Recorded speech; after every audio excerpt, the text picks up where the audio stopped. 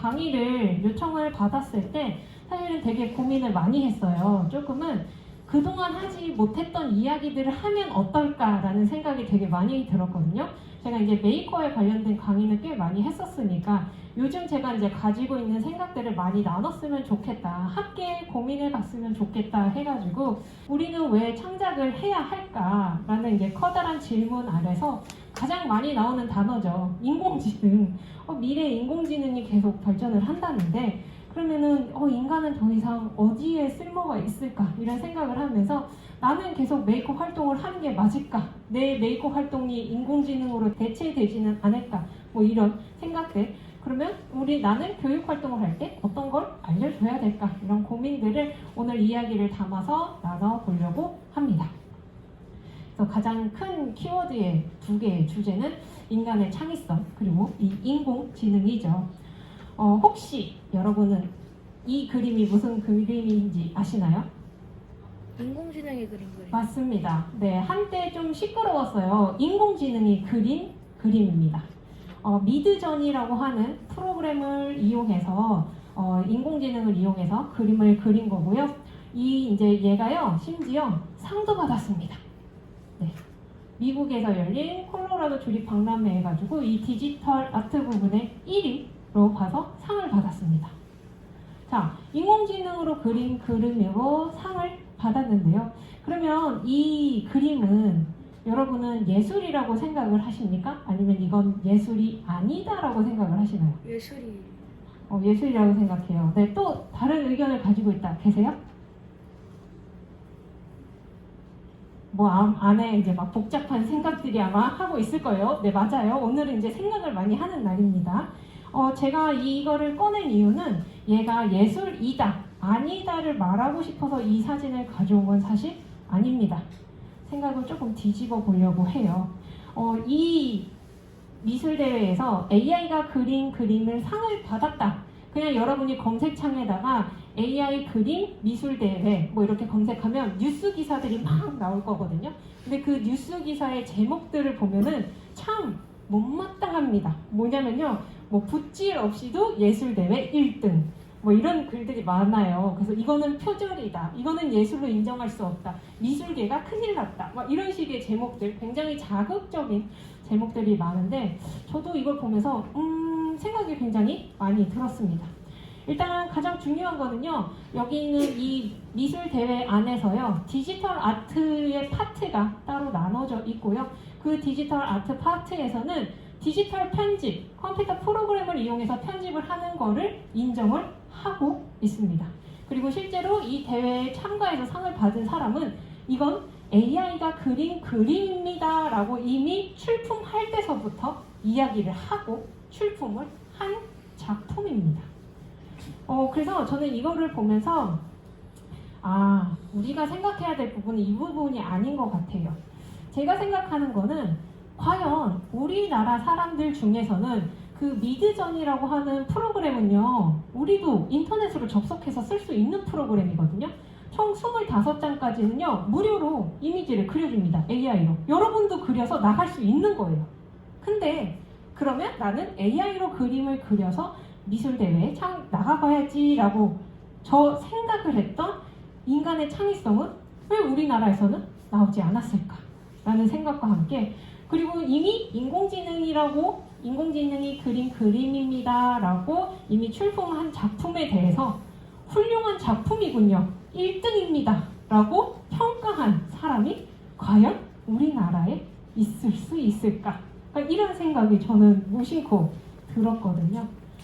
제가 생각하는 이 AI 인공지능 같은 경우에는 안타깝게도 개인적으로 당분간은 이 인공지능이 하는 창작물들이 조금 더 창의적이어 보일 것 같다라는 생각은 하고 있습니다. 그 이유는 뭐냐면 인공지능이 가장 잘하는 거는요, 엄청난 양의 데이터를 가지고 있습니다. 엄청난 양의 암기력을, 인간보다 더한 암기력을 과시하고 있죠. 우리는 기억해야 그림을 몇 개나 기억할지 모르겠지만 인공지능은 심지어 몇백 년 전 거의 그림까지도 모두 다 기억을 하고 있으니까요. 그래서 이렇게 엄청난 데이터를 바탕으로 그 데이터 안에서 무작위 추첨을 해서 내가 만약에 이 오페라라고 하는 키워드를 쳤을 때 다양한 오페라의 환경, 다양한 오페라의 그림을 떠올릴 수 있는 이 인공지능이 아직은 지금 초기 단계이기 때문에 마치 와 어떻게 인간을 이길 것만 같아 라는 걸로 보일 거는 같다라는 얘기죠. 하지만 여기서 이 하나 더 묻고 싶은 거는 그러면 만약에 데이터가 없다면 데이터가 없는 분야라면 인공지능이 과연 저거를 빠르게 반응할 수 있을까라는 고민을 하게 되면서 그러면 인공지능은 정치 풍자 만화를 빠르게 그릴 수 있을까라는 생각이 들었습니다. 여러분은 어떻게 생각하시나요? 물론 정치가가 똑같은 이상한 행동을 한다 해서 그게 데이터로 쌓인다 그러면 인공지능도 그걸 따라 그릴 수 있을지도 모르지만 그러면 안 되겠지만 네. 그래서 이게 데이터가 없다면 데이터가 계속 바뀌는 분야에 대해서는 인공지능이 쉽게 따라오기에는 어렵지 않을까라는 생각을 하면서도 아까 보여드렸던 그 인공지능이 그린 그림 예술이다 아니다를 가지고 굉장히 토론을 열렸던 모습을 보면서 느꼈던 거 아주 옛날에도 비슷한 일이 있었습니다.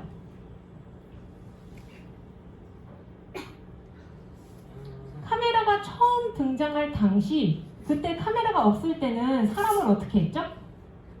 화가가 한 땀 한 땀 그렸습니다. 그래서 카메라가 처음 등장할 당시에는 이 초상화를 그리는 화가들은 이게 뭐냐? 예술이 아니다. 이건 기술이다. 라고 하면서 굉장히 반발을 샀던 그때의 시절이 있었다라고 하죠. 그렇다고 해서 화가들이 사라졌나요? 그건 아니라고 생각합니다. 그리고 또한 지금은 사진이라고 하는 분야가 하나의 예술 분야로서 인정을 받고 있지요. 인공지능뿐만 아니라 이미 우리는 굉장히 많은 프로그램의 도움을 받고 있습니다. 꼭 붓으로 내가 하나하나의 그 텍스처, 느낌을 주기 위해서 저렇게 물감을 칠하지 않아도요. 이미 포토샵과 일러스트레이에는 엄청나게 많은 이펙트 효과가 있습니다.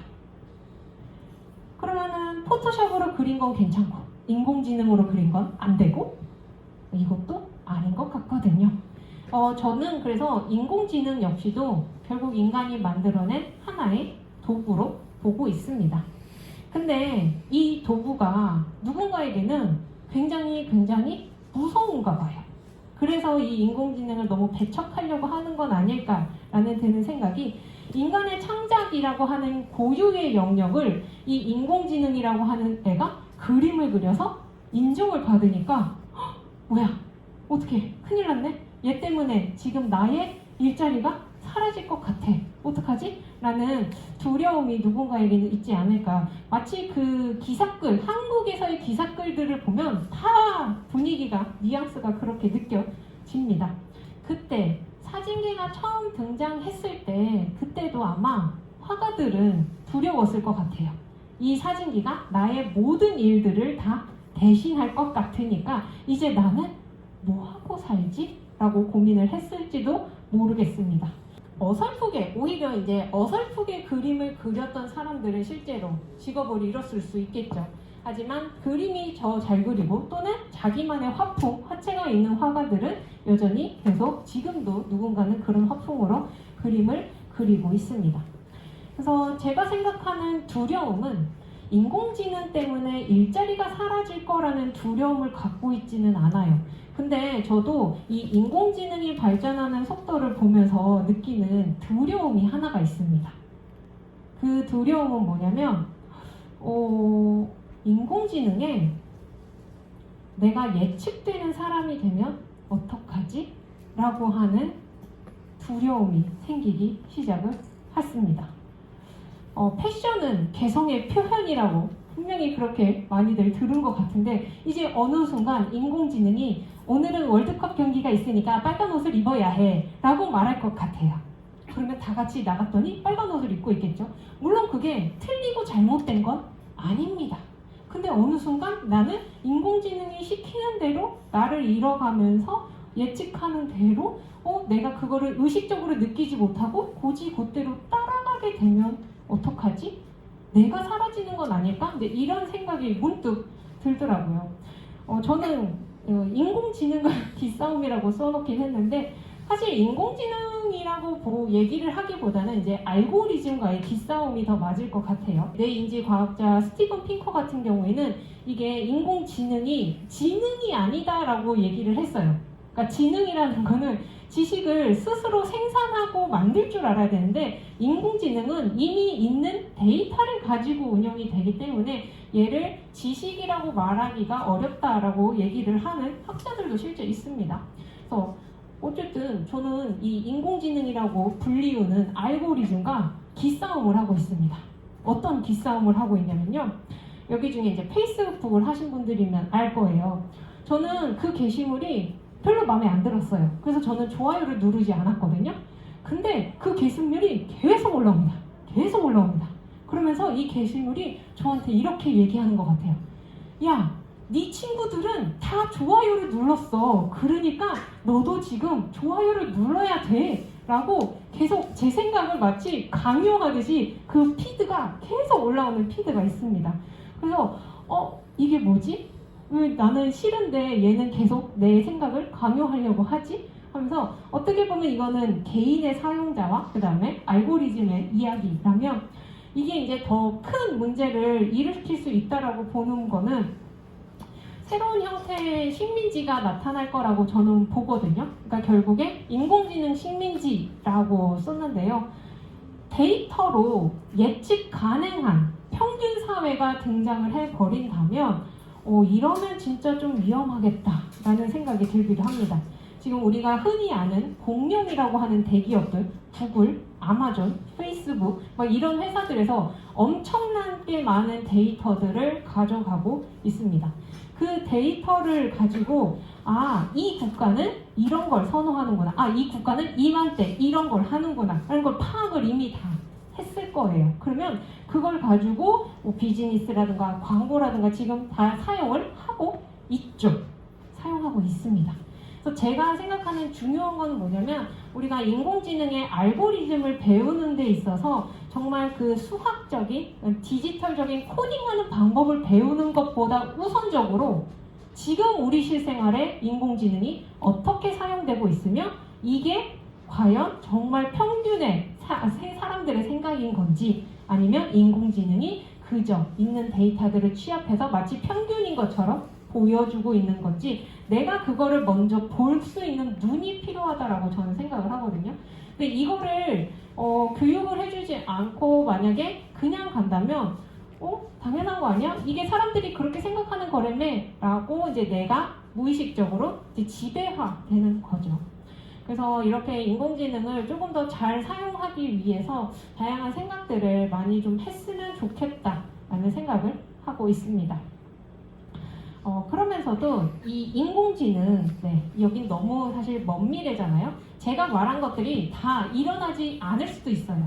그냥 저의 혼자만의 개인의 생각일 수도 있고요. 아니면 더 먼저 나아갈 수도 있겠지만 알 수 없는 먼 미래를 보기 힘들지만 생각을 조금 바꿔서 반대로 이미 있는 과거에 생각했던 미래의 입장을 한번 보려고 해봅니다.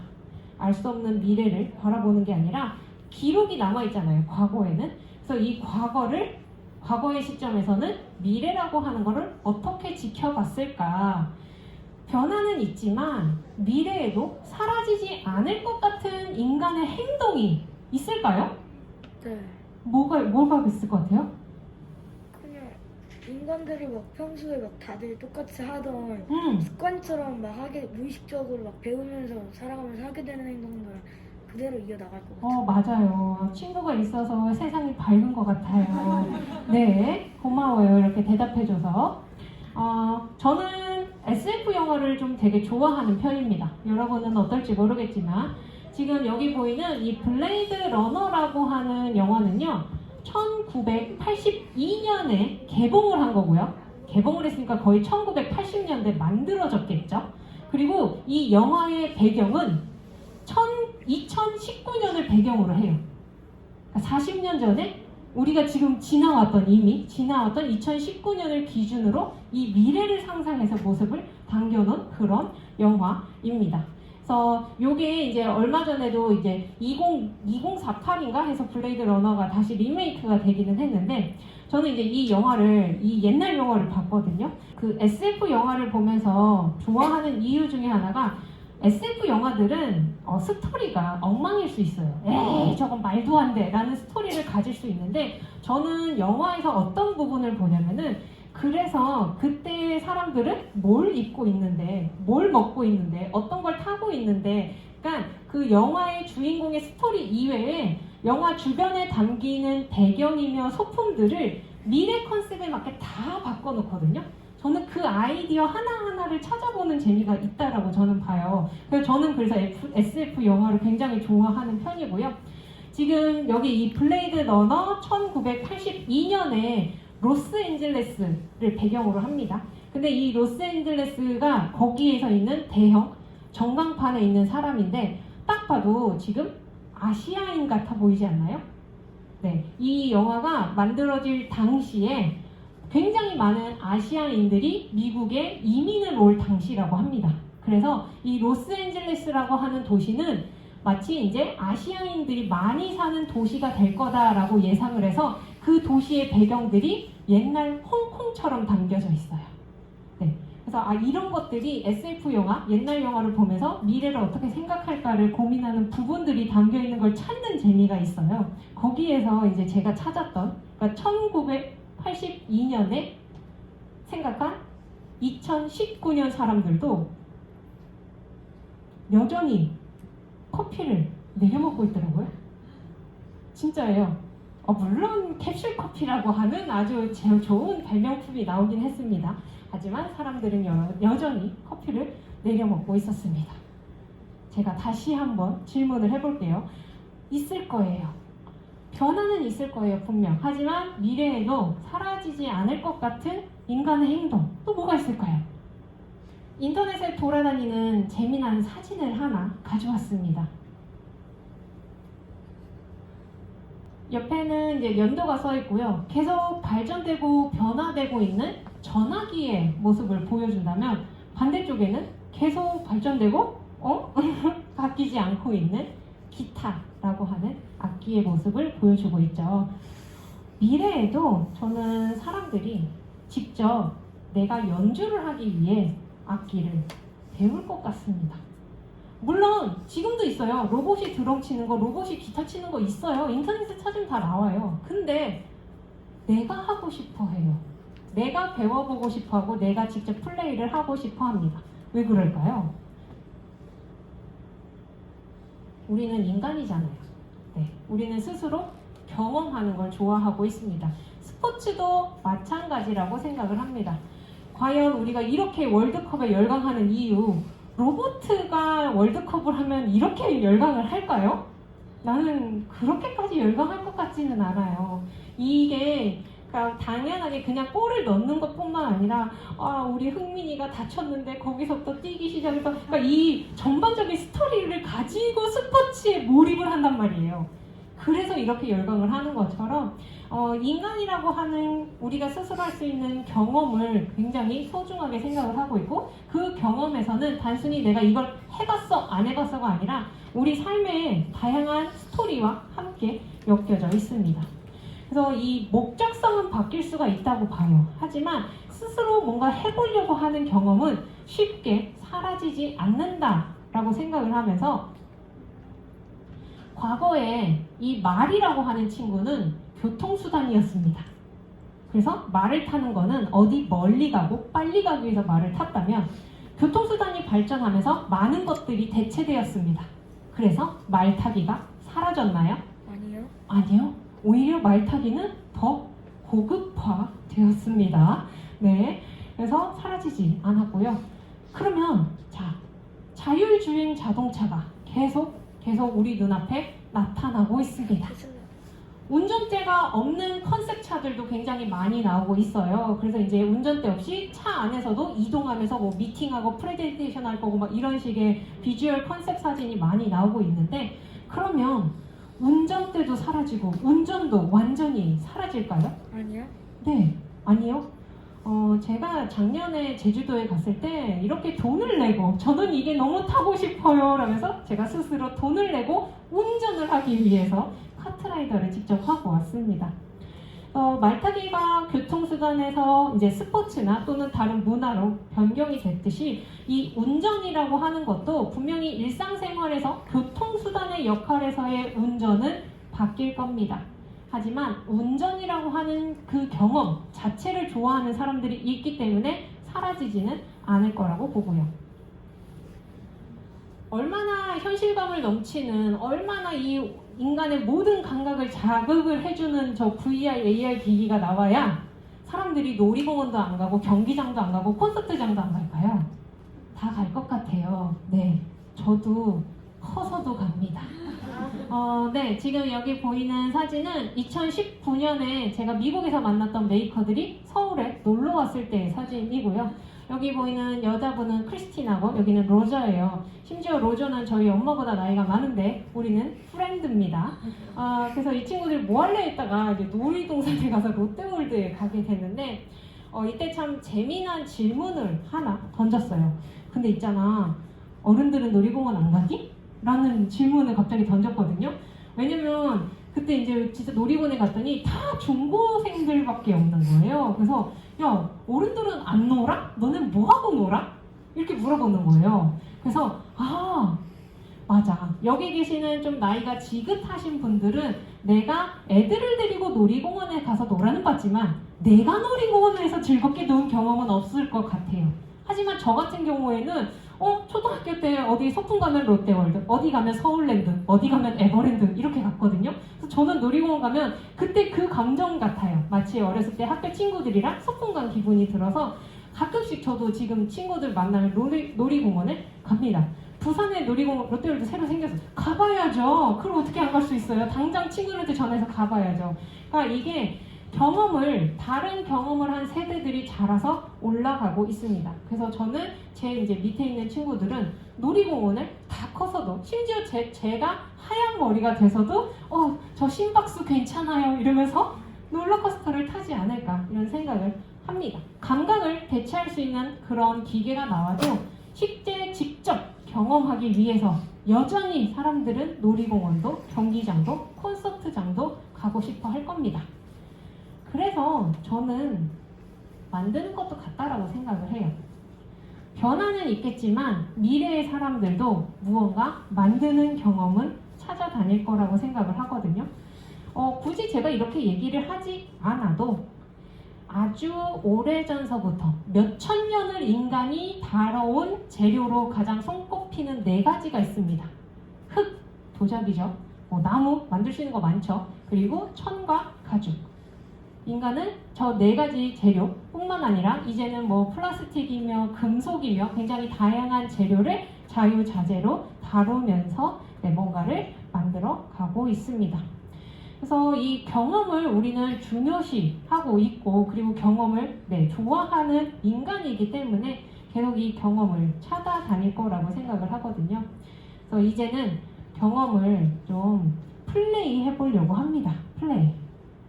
근데 이 플레이를 뭐라고 번역을 하시나요? 놀다, 재생? 네, 우리 보통 많이 이제 놀다라고 번역을 합니다. 플레이는 놀다죠. 그러면 노는 거에 반대말은 뭐예요? 일하다? 마치 우리가 짜여진 것 같아. 너무 고마워요. 왜냐면 내가 이렇게 준비를 해왔거든. 고마워요. 맞아요. 근데 여기가 사람들이 웃는 이유는 뭐냐면 내가 직접 말은 못했지만 너와 같은 생각을 가지고 있어서 그런 겁니다. 진짜예요. 우리는 플레이를 놀다라고 번역을 하고요. 이 놀다의 반대말 하면 떠오르는 게 일하고 공부하는 겁니다. 그래서 놀면 일 안 하고 공부 안 하는 것 같아서 우리는 놀 수가 없어요.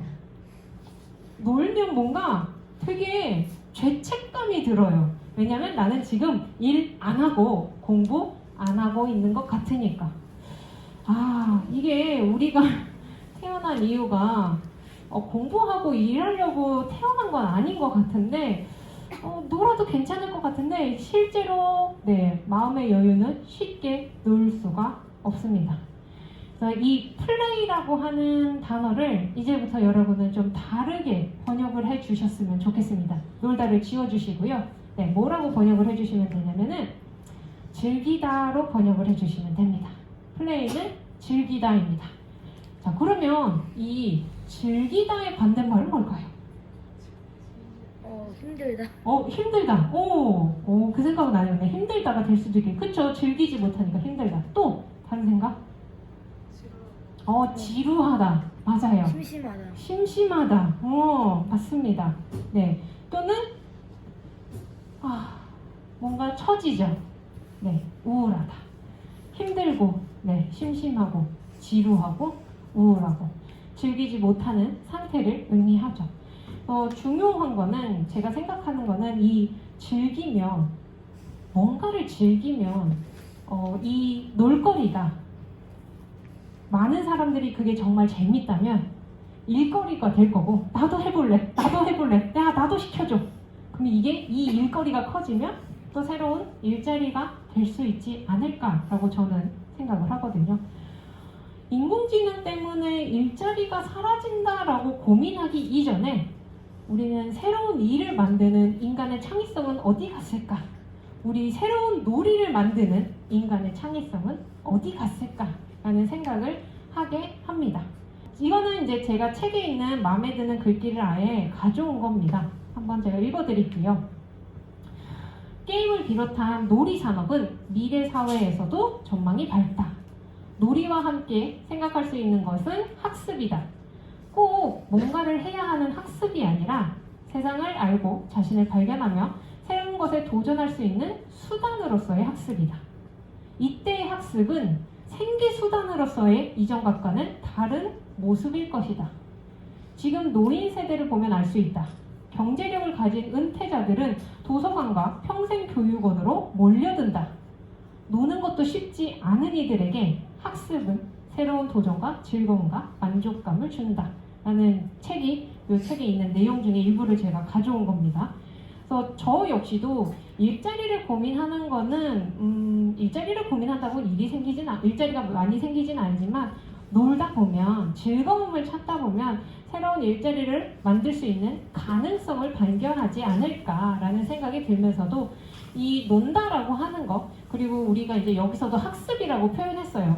그러니까 결국엔 논다, 공부한다. 그러니까 공부하는 것도 뭔가 경제적인 이득을 얻기 위해서 공부한다라고 하는 이미지가 굉장히 우리나라에서는 강하죠. 근데 그게 아니라 이제는 학습에서의 확장으로까지도 생각을 해보면 놀이와 학습이라고 하는 형태가 점점 더 변화가 되겠구나. 그리고 이 분야에서 더 많은 재미난 일들이 일어나지 않을까 생각을 하게 됩니다. 그 의미는 결국에는 평균이라고 하는 게 점점 무의미해지고 있는 거라고 생각을 하거든요.